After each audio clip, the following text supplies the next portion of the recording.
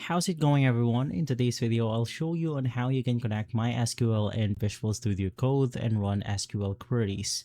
So first things first, right off the get-go, you want to head over to the extensions tab of VS Code. In here, type MySQL. You then want to get this application from database client, click install, trust publisher and install, and then it will show up on our side panel or where we could basically see the files and our extensions. So in my case, I'm going to be opening up our newly installed extension. So it's going to be this database option. This is going to be the right icon. And now to finally connect your database or SQL, click create connection.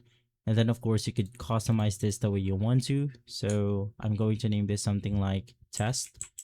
You have your group right here. You have more advanced option if you want to, but inside this page, make sure that MySQL is selected.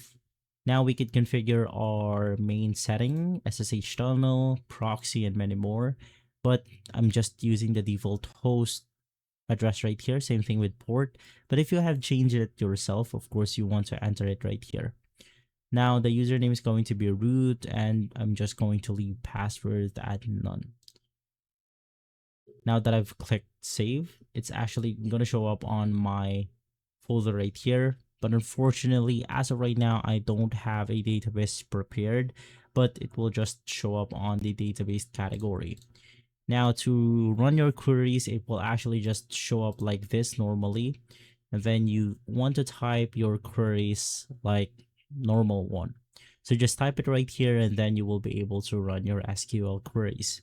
And so guys, if this video has been helpful, leave a like, subscribe, and follow us for more videos like this. Thanks for watching.